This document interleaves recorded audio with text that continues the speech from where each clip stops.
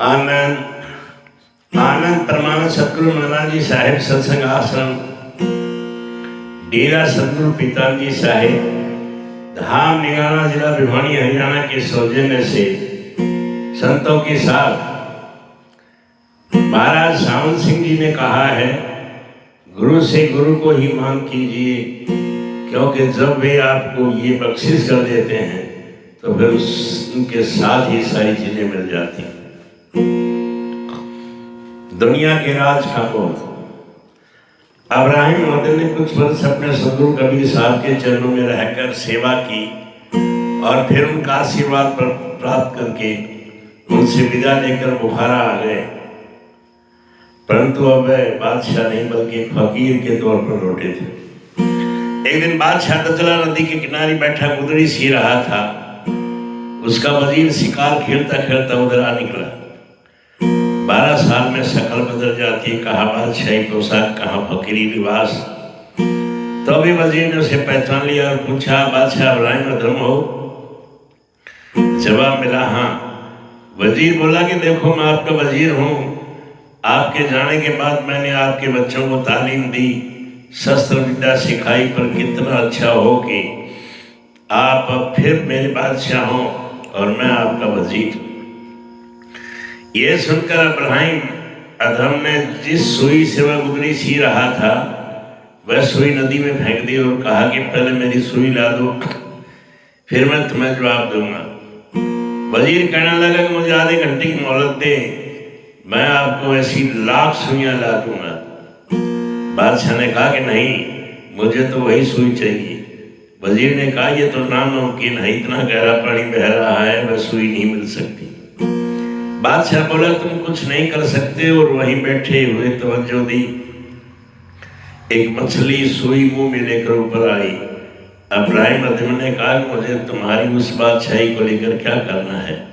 मैं अब उस बादशाह का नौकर हो गया हूँ जिसके अधीन सारे खंड ब्रह्मांड कुल कायनात है। अब मैं वह नहीं जो पहले था। मुझे अब उन ब्रह्मांडों का अनुभव हो गया कि जिनके बारे में कभी सोचा भी नहीं जा सकता। जैसे तुम मुझे वह सुई वापस लाकर नहीं दे सकते, ऐसे ही तुम उस बादशाह को मुझ में नहीं पा सकते। जाओ, अब मेरे लड़के जाने या तू जाने। नाम एक अमूल्य वस्तु है। संतों महात्माओं के पास नाम की दौलत होती है, इसलिए वे सांसारिक पदार्थों से नासक्त होते हैं।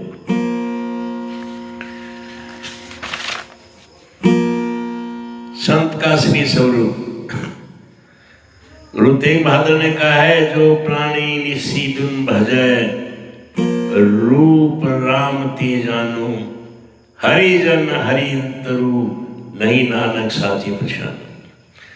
तुलसी साहब महाराष्ट्र के पूना और सतारा के युवराज थे। युवावस्था में उन्हें पता चल गया कि उनके पिताजी राजपाट त्यागना चाहते हैं और राज की सारी जिम्मेदारी उनके कंधों पर पड़ने वाली है।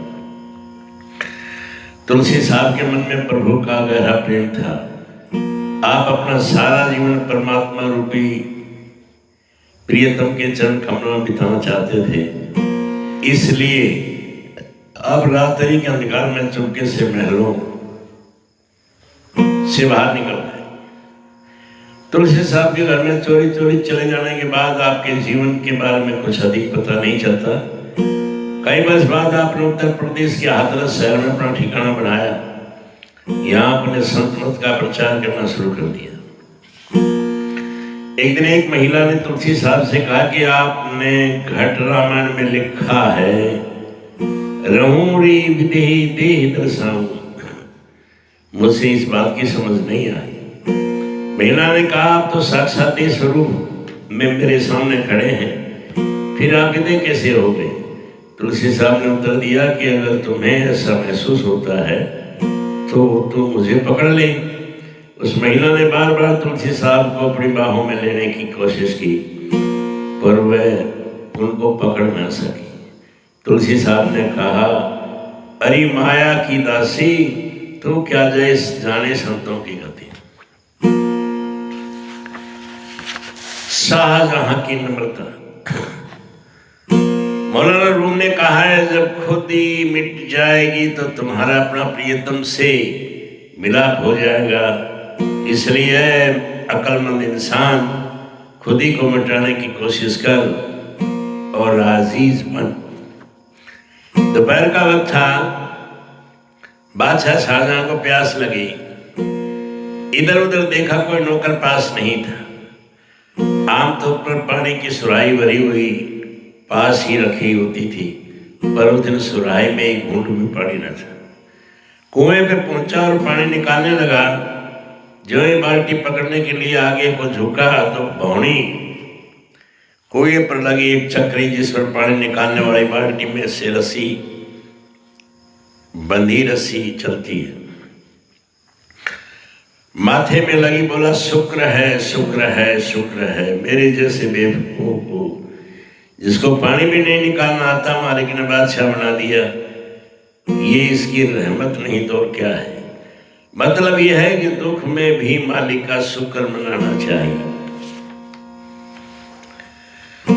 सेंट मैथ्यू ने कहा है, क्या जीवन इन हड्डियों और मांस के शरीर से अधिक मूल्यवान नहीं, और क्या शरीर पोशाक से अधिक आदरणीय योग वस्तु नहीं है। जो कुछ किया साहिब किया। कबीर साहब ने मगर से काशी में रियाज कर ली थी और वहां ही सत्संग करना शुरू कर दिया। उनका उपदेश था कि मनुष्य को अपने अंदर ही परमात्मा को तलाश करना चाहिए। बाहर मुखी रीति रिवाजों का पालन करने से, मंदिरों और मस्जिदों में जाकर पूजा और इबादत करने से कुछ हासिल नहीं हो सकता। उनकी ये शिक्षा पंडितों और मौलवियों के विचारों से बहुत भिन्न थी। इसलिए दोनों उनके कट्टर विरोधी हो गए। लेकिन कबीर साहब ने उनकी ओर ध्यान नहीं दिया।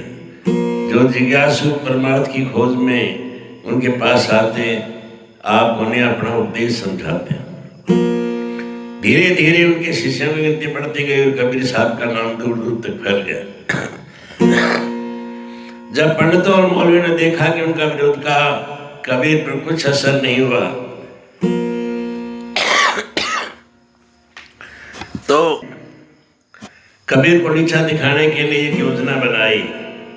उन्होंने काशी और उसके आसपास ये खबर फैला दी कि कबीर बहुत धनवान है और अमुक दिन एक धार्मिक पर्व पर बहुत बड़ा यज्ञ कर रहे हैं, जिसमें भोज भी किया जाएगा। जो चाहे इसमें शामिल हो सकता है। जब कथित भोज का दिन आया तो क्या गरीब, क्या अमीर, हजारों लोग कबीर की कुटिया की ओर चल पड़े। एक मामूली चौराहे के पास इतने लोगों को भोजन कराने के लिए तो धन था नहीं सामान। इस मुश्किल से बचने के लिए कबीर साहब शहर से बाहर बहुत दूर चले गए और पेड़ की छाया में मालिक के ध्यान में बैठे। जैसे ही कबीर साहब घर से बाहर निकले, स्वयं परमात्मा ने कबीर के रूप में प्रकट होकर भोजन की व्यवस्था की और हजारों लोगों को स्वयं भोजन कराया। भोज के लिए आने वाला हर एक व्यक्ति ये कहते हुए लौटा, धन्य है कबीर, धन्य है कबीर। जैसे ही सांझ के अंधेरे में कबीर साहब घर पहुंचे तो उन्हें सारा हाल मालूम हुआ। आप खुशी में कुल मालिक का शुक्र करते हुए कह उठे, ना कछु किया न कर सका, ना करने जोग शरीर, जो कुछ किया साहिब किया, ताते भया कबीर आनंद।